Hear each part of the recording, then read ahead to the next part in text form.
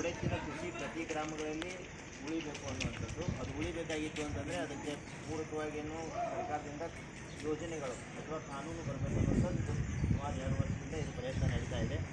ಹಾಗಿದ್ದರೆ ಈ ಬಸವ ತತ್ವ ಅಥವಾ ಬಸವ ಸಂಸ್ಕೃತಿ ಅಂತ ನಾವು ಏನು ಹೇಳ್ತೀವಿ, ಈ ಬಸವ ಸಂಸ್ಕೃತಿ ಅಥವಾ ಬಸವ ತತ್ವದ ಜೀವಂತಿಕೆ ಎದುರು ಮ್ಯಾಲಿರೋದ 4 ಕಾಲಿನ ಬಸವಣ್ಣನ ಮೇಲೆ ನಿಂತಿರೋದು. ಇದು ವಿಶ್ವ ತತ್ವ, ಇದು ಪ್ರಕೃತಿಯ ತತ್ವ.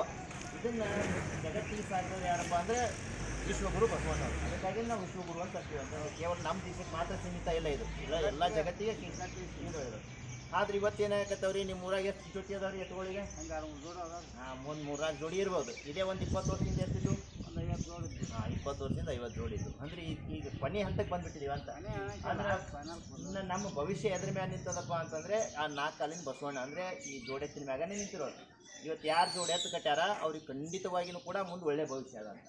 ಅದೇ ರೀತಿ ಯಾರು ಇನ್ನು ಗ್ರಾಮಗಳಲ್ಲಿ ಜೋಡೆತ್ತಿನ ಕೃಷಿಕರ ಸಂಖ್ಯೆ ಹೆಚ್ಚಿಗೆ ಮಾಡ್ತೀವಿ ಅಂತೇಳಿ ಪ್ರಯತ್ನ ಮಾಡ್ತಾರೆ, ಯಾರು ರಾಜಕೀಯ ನಾಯಕರು ಅಥವಾ ನಾವು ಪ್ರಜೆಗಳೆಲ್ಲರೂ ಒಂದುಗೂಡಿ ಪ್ರಯತ್ನ ಮಾಡಿದ್ರೆ ಅವರಿಗೂ ಕೂಡ ಒಳ್ಳೆಯ ಭವಿಷ್ಯ ಅದ ಅಂತ. ಅದೇ ರೀತಿ ನಾಡಿನ ಯಾವುದೇ ಪೂಜ್ಯರಾಗಿರ್ಬೋದು, ಅವರು ಕೂಡ ಈ ನಿಟ್ಟಿನಲ್ಲಿ ಪ್ರಯತ್ನ ಮಾಡಿದ್ರು ಅಂತ ತಿಳ್ಕೊರಿ, ಅವ್ರಿಗೂ ಕೂಡ ಒಳ್ಳೆಯ ಭವಿಷ್ಯ ಅದ. ಯಾಕಂದರೆ ಈ ಭಾರತ ದೇಶದ ಈ ಗುರು ಶಿಷ್ಯ ಪರಂಪರೆ ಕೊಂಡಿ ಯಾರಪ್ಪ ಅಂದರೆ ಈ ಜೀವಂತ ನಂದಿಗಳೇ ಆಗಿರೋದು. ಆದರೆ ಅದು ಕೊಂಡಿನೇ ಇವತ್ತು ಕಳಿಸ್ಕೊಳ್ತದೆ ಅಂತಂದರೆ ಮುಂದೆ ಎಲ್ಲರಿಗೂ ಕೂಡ ಇದು ತೊಂದರೆ ಹಾನಿ ಮಾಡ್ಬೋದ. ಅದಕ್ಕೆ ಅದು ಹಾನಿ ಆಗಬಾರ್ದು ಅಂತಂದ್ರೆ ಇಲ್ಲಿ ನಾ ಏನೆಲ್ಲ ಹೇಳಿದೆ, ಯಾರ್ಯಾರ ಹೆಸರು ಹೇಳಿದೆ, ಎಲ್ಲರಿಗೂ ಜವಾಬ್ದಾರಿ ಅದೇ.